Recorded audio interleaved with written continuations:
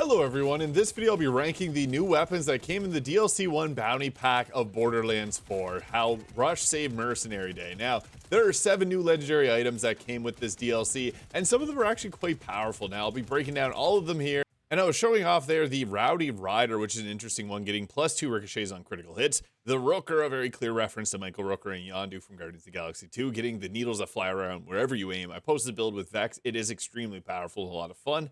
The Missilaser, which allows you to shoot under barrel explosives, and then you have a laser that'll detonate them, and actually does pretty decent damage overall. The Inscriber with a Expedition 33 reference there for those who come after, and it allows you to explode 4 projectiles whenever you hit enemies. Actually pretty bursty in its damage output. We also have a Repkit here with a Healthraiser that will spawn health boosters at the start and the end of the Repkit's duration. It can roll with the amp, so it is pretty nice, but it got an 18-second cooldown on it here. So it does roll like with some decent specs, but nothing spectacular. We also have the Hardpoint here, which is an Armored Core reference as well in the red text. This is the most frustrating weapon here to use. And the Aching Roil, which is the second most difficult weapon to use because you got to constantly keep switching your fires to cool it down. And first off, we'll be comparing and going over the Rowdy Rider here. Now, one thing that you want to note with this weapon is that it does come with some negative critical hit modifiers. Don't go for the ones there. This one with a phosphine here, but I put my better one. I got a +22% crit damage, so you can get low bonuses to crit damage. That's what we want, because ideally this weapon's best utilized on Harlow. So I got this one here with +21% crit damage, and where this really shines, again, Harlow. She has a build that makes every single shot a critical hit, and as you can see here, it becomes really fun on this build because every single shot you'll be firing off will just be chaining around to multiple enemies, and it can also replenish your ammunition on this build as well. So yeah, you got a lot of really fun strategies. It's fun on certain bosses like the Ripper Roadbirds because you can just shoot the one in the sky and it's going to chain around down to every enemy below it. The damage is really great when you can chain it around for mobbing, but this is just a mobbing weapon. Using it against a boss, it's worse than Bonnie and Clyde. Like, it feels like it does 1/5 the damage roughly. Bonnie and Clyde did get a massive buff, but yeah, this gun is a bit underwhelming and not really the most powerful, and you're oftentimes going to be swapping it out for more powerful bosses.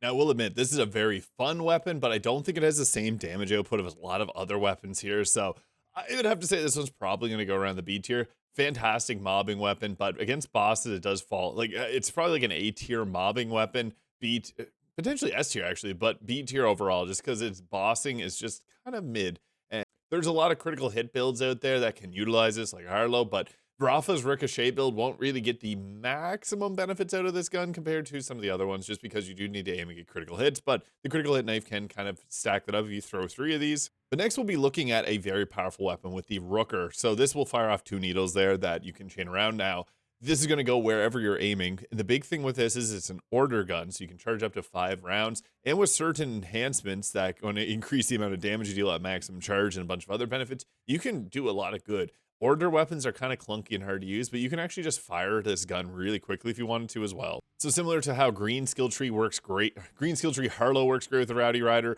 Green Skill Tree Vex will work great here with the Rooker if we're using the Undead Eye class mod, because this will trigger Bloodshot, and if you get a critical hit, you can trigger it as well. And Bloodshot will just give 100% of our current health as bonus damage, and that can actually get a lot of extra benefits applied to it. So this is really good.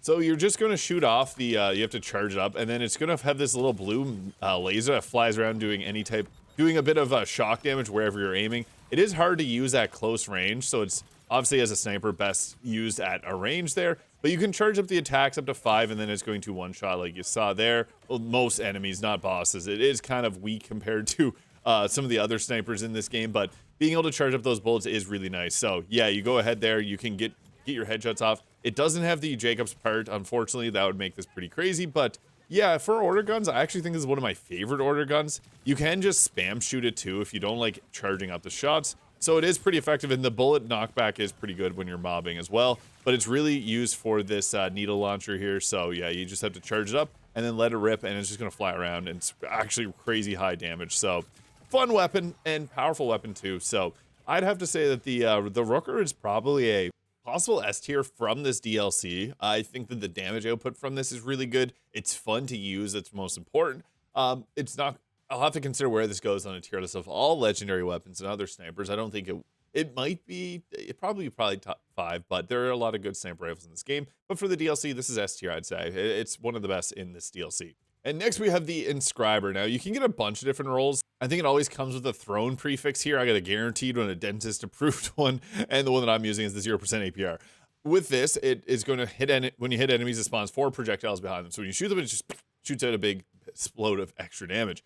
And to throw guns shoot at enemies until out of ammo. So this can go really good on a Rafa that's focused on grenades and throwing, because he can throw extra ones whenever he does that. You can get some other ones that have like the Atlas tracker darts on it. Thrown gun can be shot to increase the explosion damage. Like there's a few different rolls that you got on this weapon. So here it is. You shoot them, and it shoots really slowly here, but it's going to create 4 projectiles behind the enemy, and then if you throw it, it's going to explode on the enemy there like that, or you can it'll shoot at enemies. Like this one here will shoot. It's not really the best at aiming. Like I would never use one of these as a gun to actually hurt enemies with when you shoot it. It does okay damage. The best part about it is really that 4 projectiles that come from behind on it, because that can be good for just if there's a lot of enemies in a row. It is one you do have to be a bit strategic with, though. Like you do have to line up your shots a bit just to get that splat, or kind of the damage to fly around to other enemies. Nothing crazy. Like if you really like TDR builds, like this could be fun, but yeah, it just feels like the damage output on this isn't very great. So I'm sure there's probably some build if you like throwing builds, but even then the chuck is probably better for just throwing as a gun build. But yeah, being able to splinter off into more pellets is always nice. I'd probably say this is another one that's going to go in the B tier. It's not as good as the Rowdy Rider. The Rowdy Rider might even be like an A tier just because of how good it is. I might reconsider. Yeah, it's really good at mobbing. So just because it's really strong in that area versus this not being that strong in a specific area, that's where we're going to put them. But next up, we got the Missilaser. This one's really fun. I like this. The way it looks when it shoots is really cool. So this will have an underbarrel sticky rocket, and the main fire will have a laser. This one here has 4,183 damage per rocket.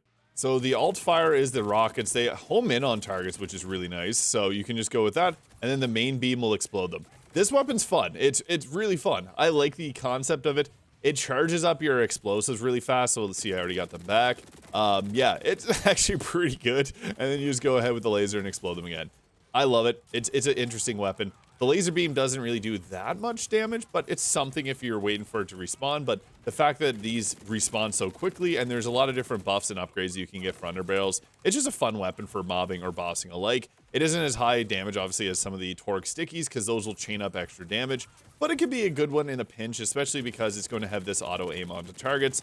So then you can see where they are because they're going to be glowing bright red, and you just go and explode them just like that. So yeah, another weapon where it's fun and decent enough strength that I would feel comfortable putting this around the A tier.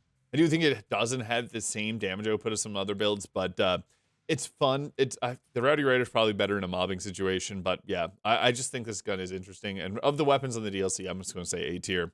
Next, we got the Aching Roil. So overheating prevents firing. Sucks because it overheats really quickly. I got Hyperion Shield and Cov License Magazine. I think you can get a few different parts on this weapon as well. The weapon itself looks cool. It is a little bit tricky, not very high damage. And then you see there, we overheated already. So the key to using this is you got to keep using your underbarrel swap because that's going to be how you reduce the heat. So you can see you can keep spamming it. It just says reduce heat there. So yeah, that's really what you're going to be doing with this gun. Its damage output is not great, but on top of all that, you got to manage pressing your B button and making sure that you don't end up overheating the gun. It's a pain. It's an Aching Roil to use. So yeah, I don't think that this gun is really that good at all. Just annoying overheating. I think you guys saw enough from that. I don't need to keep showing it. It's kind of mid, honestly. Probably B tier. I don't like they have to keep swapping the modes to be able to reduce the heat. That just takes away a lot of the fun. If it had great damage, I could see them potentially buffing this maybe down the road, but yeah, I don't know what it is. Just missing something. And the Hardpoint, another one, again, that I mentioned is hard to use. This shoots 5 bullets, and it torques sticky, so they do increase in damage, but you're going to see there's a big caveat. So when you're using this gun, it goes into a little star formation like that, making it extremely hard to hit anything with it. It's useful at 50 meters. It's kind of the one, I think it's 50 meters that seems to be where it's most effective. But you're either barrel stuffing and exploding yourself in the face or missing every single shot. Now, where I think this could potentially be useful is against Bloom Reaper the Invincible, one of the new bosses that will be coming. Because otherwise, you do have to be at a very specific space away from the enemy. And again, see how hard I am struggling with this. You have to be at that spot. Otherwise, all the bullets are just going to fly around it. You can shoot like lower than it and sometimes like, you know, hit a couple of them. But the fact that it's a torque sticky that really benefits off hitting every single bullet and only being usable at one range. It's not anywhere near as good as the bod, and this is honestly just a really hard gun to use. I think it's a cool idea.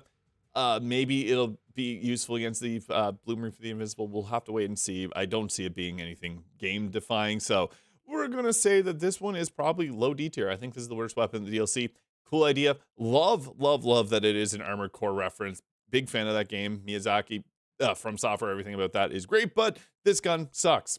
Finally, we got ourselves the last item here, which is a Repkit. Now, this one has a okay effect. Like, it spawns health boosters at the start and end of the Repkit's duration, and you can get the amp roll on it, which is always nice.